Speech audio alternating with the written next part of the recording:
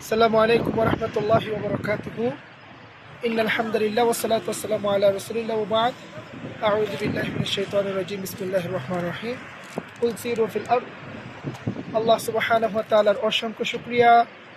আল্লাহ সুবহানাহু ওয়া তাআলার আল্লাহ পাক আমাদেরকে আজকে নিয়ে এসেছেন, আসার জন্য তৌফিক দান করেছেন। ইসলামের অন্যতম স্মৃতি বিজড়িত রাসূল করিম সাল্লাল্লাহু আলাইহি ওয়াসাল্লামের দাওয়াতের জন্য সফর করার অন্যতম একটি স্থান সৌদি আরবের তায়েফ নামক স্থানে আমরা এসে উপস্থিত হয়েছি। এখানে খুবই গুরুত্বপূর্ণ একটি স্থানে আমরা এসেছি, যেখানে রাসূল করিম সাল্লাল্লাহু আলাইহি ওয়াসাল্লামের কদম পড়েছেন। আমরা ইতিহাসের মধ্যে পড়েছি, ইসলামের ইতিহাসের মধ্যে রাসূল করিম সাল্লাল্লাহু আলাইহি ওয়াসাল্লাম যখন তায়েফ এসেছিলেন, একটা মসজিদে নামাজ পড়ার জন্য যেতেন। নামাজ পড়তে গিয়ে রাসূল করিম সাল্লাল্লাহু আলাইহি ওয়াসাল্লামকে এক বৃদ্ধ মহিলা পথের মধ্যে কাটা দিতেন। আমরা এই ইতিহাসটা আমরা সবাই জানি। ইসলাম নিয়ে আমরা যারা কোরআন নিয়ে স্টাডি করেছি, ইসলামিক স্টাডি নিয়ে আমরা পড়াশোনা করি, ইসলামের ইতিহাস নিয়ে আমাদের সবার আইডিয়া আছে এই বিষয়টা নিয়ে।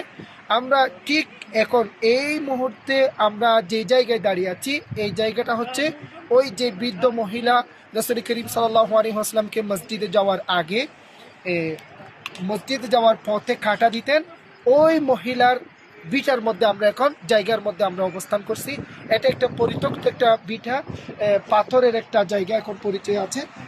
আপনারা দেখতে পারবেন এই যে এখানেই গাছটা ছিল এবং এখানেই তার বিটা ছিল ওই বৃদ্ধ মহিলার, এখনো পর্যন্ত পরিত্যক্ত অবস্থায় আছে। আমরা এখানে দেখতে পাচ্ছি ছোট্ট একটা ঘরের নিদর্শন আছে। একটু এদিকে যদি আসতে, ছোট্ট একটি ঘরের নিদর্শন রয়েছে এখানে, ছোটগুলো পাথর দিয়ে ভাঙা।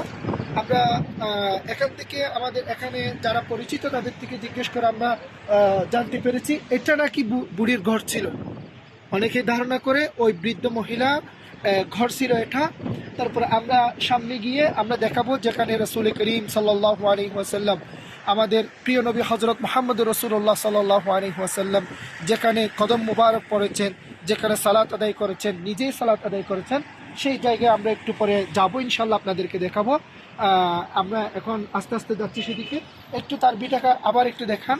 এটা হচ্ছে কি, পুরোটাই হচ্ছে কি বৃদ্ধ মহিলার বিটা ছিল, এখানে অবস্থান করতো। এখান থেকে পথের মধ্যেই রাসূল করিম সাল্লাল্লাহু আলাইহি ওয়াসাল্লাম যেখানে যেতেন, রাসূল করিম সাল্লাল্লাহু আলাইহি ওয়াসাল্লামকে ইসলামের দাওয়াত, যে সালাত আদায় করার জন্য যাওয়ার পথে প্রতিবন্ধকতা তৈরি করার একটা মিশন নিয়ে ওই বৃদ্ধ মহিলা পথের মধ্যে কাটা দিতেন আমাদের রাসূল করিম সাল্লাল্লাহু আলাইহি ওয়াসাল্লামকে। আমরা এখন সামনের দিকে যাব ইনশাআল্লাহ।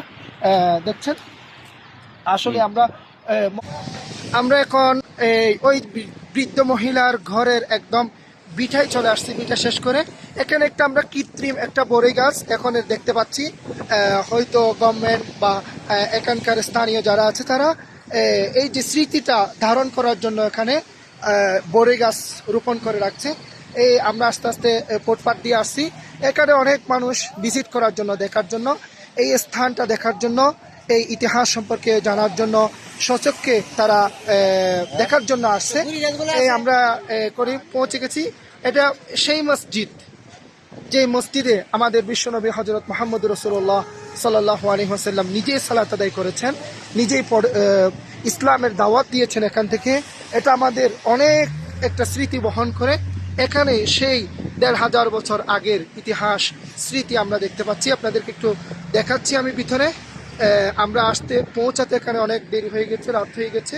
তো আমরা এখন রাতের মধ্যে এসছি। দেখেন এটা হচ্ছে কি রাসূল করিম সাল্লাল্লাহু আলাইহি ওয়াসাল্লামের সেই মসজিদ, যেটা পাথর দিয়ে বানানো হয়েছিল। এখনো পর্যন্ত সেই স্মৃতি এখানে আমরা দেখতে পাচ্ছি। ভিতরে রাসূল করিম সাল্লাল্লাহু আলাইহি ওয়াসাল্লাম সালাত আদায় করতেন, এখনো আছে আলহামদুলিল্লাহ। এখানে আমাদের সাথে আছে আমাদের উকিয়া কলেজের প্রফেসর আমানত স্যার আছে।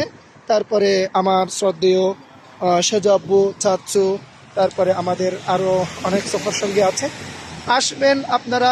এই যে এটাই হচ্ছে কি মসজিদের দেয়াল, এই যে ১৫০০ বছর আগে তৈরি করা হয়েছিল, এগুলোর স্মৃতি এখনো পর্যন্ত এখানে রাখা হয়েছে।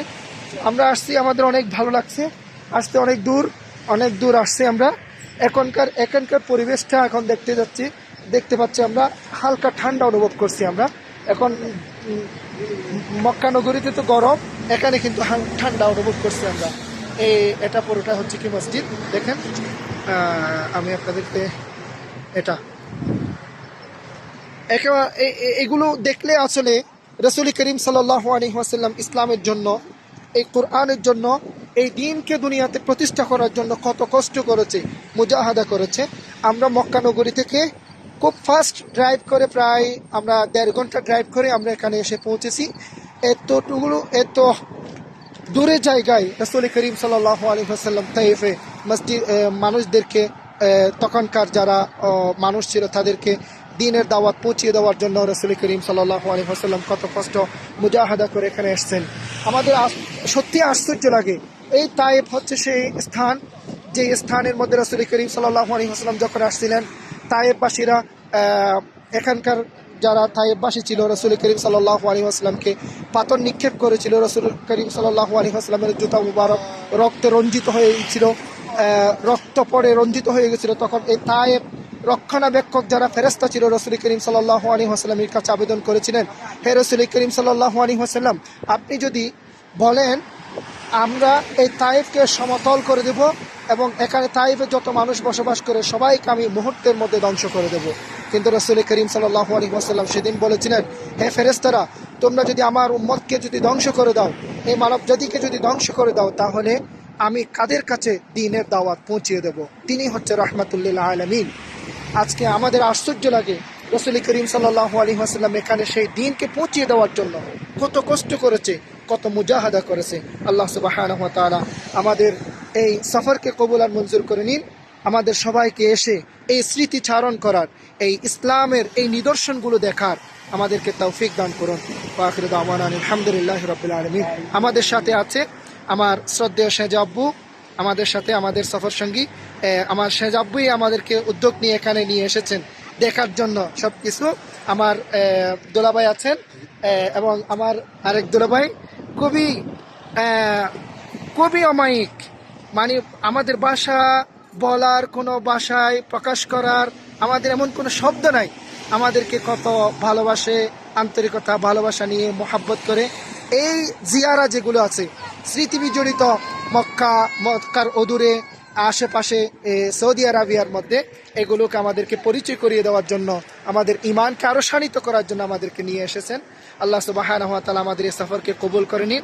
আল্লাহ সুবহানাহু ওয়া তাআলা আমাদেরকে দেখার আরো সব কিছু ভিজিট করে আল্লাহ কবুল করে নিন। আসসালামু আলাইকুম ওয়া রাহমাতুল্লাহি ওয়া বারাকাতুহু।